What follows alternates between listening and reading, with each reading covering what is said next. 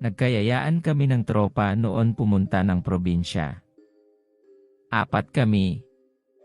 Si Eric, ang palabiro sa tropa, siya yung laging may bagong kwento at chismis. Si Alex na mayaman pero palaaway, siya din ang tagapagtanggol pag may bumubuli sa amin sa school.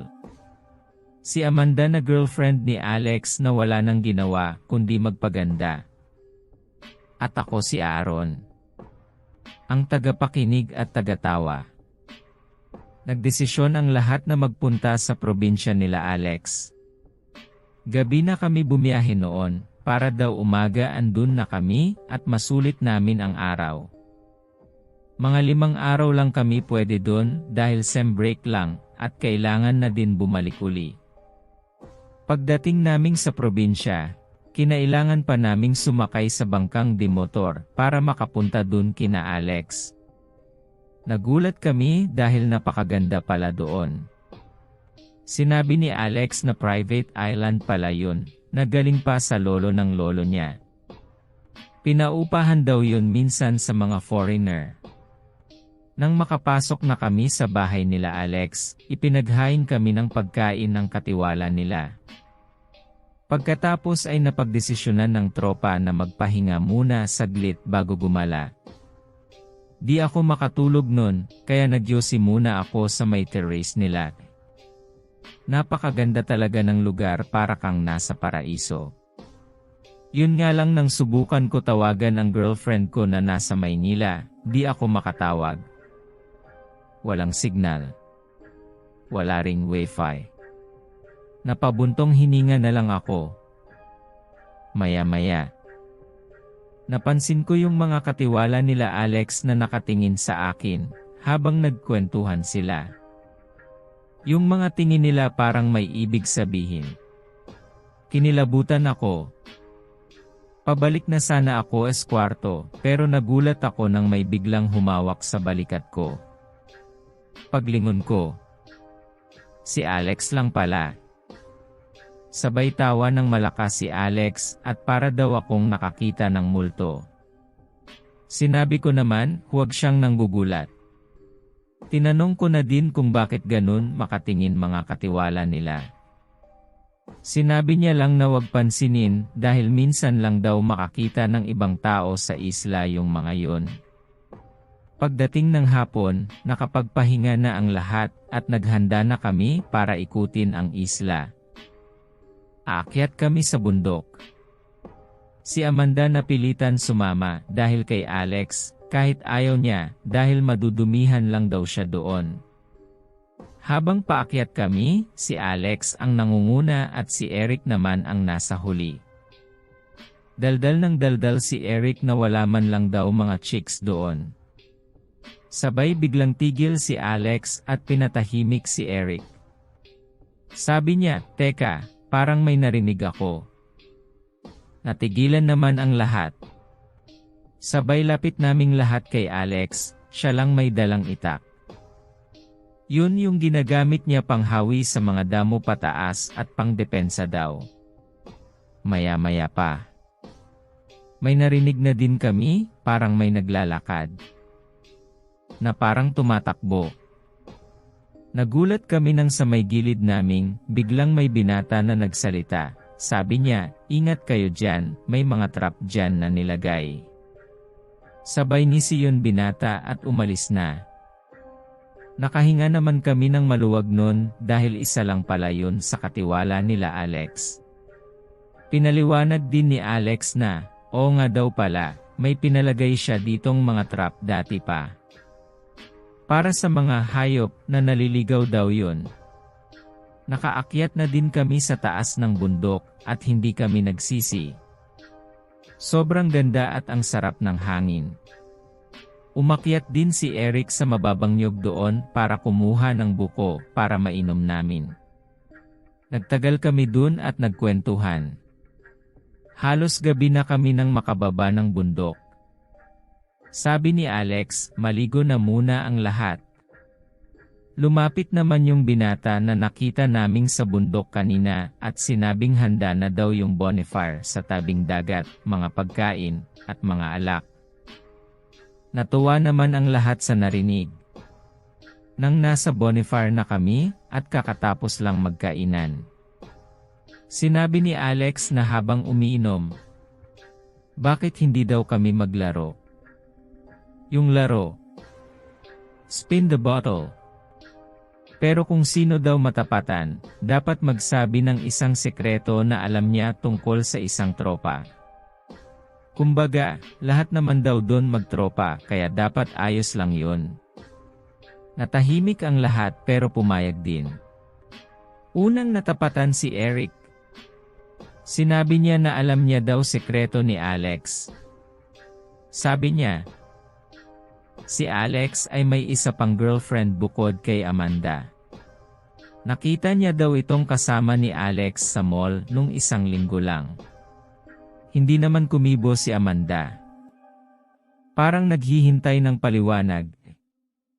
Sabi ni Alex, na totoo daw yun at nagsorry siya kay Amanda dahil ayaw daw siya tantanan nung babae kaya napilitan siya pakisamahan.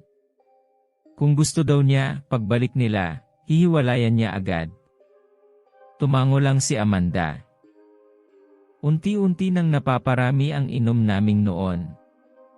Ako naman yun sunod na natapatan ng bote. Sabi ko, si Eric ay dati nang nakulong dahil sa pagnanakaw. Nakita ko na dati yung pangalan at litrato niya sa dyaryo. Nagulat naman ang lahat doon at nagtinginan kay Eric. Bumuntong hininga naman si Eric at inamin ang lahat. Nagkasakit daw kasi ang nanay niya noon at napuwersa siya na magnakaw sa kalye. Pinagnakawan niya daw yung matanda. Pero, nahabol siya ng mga pulis. Ilang buwan din daw siya sa kulungan noon. Pagtapos niya magsalita, tahimik ang lahat. Parang nagiba ang tingin ng lahat kay Eric at di makapaniwala. Tinuloy pa rin namin ang laro. Sumunod si Amanda sa natapatan ng bote. Sabi niya, si Aaron, isang callboy. Madaming beses ko na siyang nakita sa may sinihan noon na kung sino-sinong mga kasama. Di ako umimik. Akala ko walang may alam. Pero inamin ko pa rin. Sinabi ko na ako lang kasi ang nagpapaaral sa sarili ko kaya kailangan kong gawin yun. Tumango-tango lang sila. Tapos nagsalita si Alex. Sa larong to, lalo natin nakikilala ang isa't isa. Pero hindi ko din akalain na lahat pala ay may masamang nakaraan na itinatago. Ngumiti siya sabay ikot ng bote. Tumapat sa kanya. At sinabing, alam ko na si Amanda at Eric ay pinagtataksilan ako. Nahuli ko na kayo. Ilang beses sa school na naghahalikan. Kapag akala nyo ay hindi ako pumasok o busy ako. Hindi nyo alam. Nakatingin ako sa inyo mula sa malayo. Kaya ko nga kayo dinala dito. Pagtapos niyang sabihin yon ay nanalaki ang mata ng lahat. Sabi ni Eric, anong ibig mong sabihin? Sumindi ng yosi si Alex. Sabi niya, gusto mo malaman? Bigla-bigla na lang ay may tumaga sa ulo ni Eric. Yung binata na nakasalubong naming kanina sa bundok. Napasigaw naman si Amanda at nangangatog sa takot. Umiiyak na din siya. Naisip kong tumakbo pero wala kaming matatakbuhan. Isla yun at may mga katiwala din na nagbabantay. Maya-maya nagtanong ako. Bakit mo to ginagawa? Yung binata ang sumagot. Ang sekreto na hindi nyo alam tungkol kay Alex ay lahat ng dinadala niya ditong mga tropa ay pinapatay niya dahil wala lang. Trip niya lang. Oo nga pala, lahat kami dito psychopath. Nasisiyahan kami pag nakakapatay at yung pinapatay naming ginagawa namin pagkain. Sabay tawa siya ng malakas. Biglang sinaksak naman ni Alex si Amanda. Sabay sabi, "Alam mo, mahal na sana kita eh. Kaya lang niloko niyo ko. Kaya dapat lang yan sa inyo." Kinakabahan na ako at hindi ko na talaga alam kung ano ang gagawin. Naramdaman ko na lang na may pumukpok sa ulo ko. Nagising ako. Umaga na. At nasa tabing dagat pa din ako. Ang sakit ng ulo ko. Wala doon sila Amanda. Malinis na sa tabing dagat, walang dugo o kung ano man. Parang hindi nangyari yung nangyari kagabi. Nakita ko si Alex na papalapit sa akin. Napaatras ako. Sabi niya, "Anyari sa'yo? Lika na. Kain tayo." "Lasing ka pa ba?" Naguguluhan ako, tinanong ko kung nasan sila Eric. Sabi niya, sila Eric, andun na, hinihintay ka." Naisip ko na siguro nga panaginip lang ang lahat. Naligo muna ko habang nag-iisip kung panaginip lang ba talaga ang lahat. Pagdating ko sa hapagkainan, andun na si Alex nakaupo. Pero wala pa sila Eric. Andun na din sa lamesa ang mga pagkain, natatakpan lang.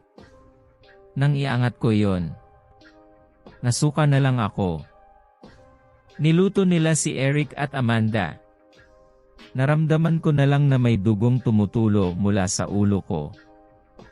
Doon ko na-realize na hindi pala panaginip ang lahat. Narinig ko pang tumatawa si Alex at sinabing, "Sino-sino naman kaya ang susunod na dadalhin ko dito?"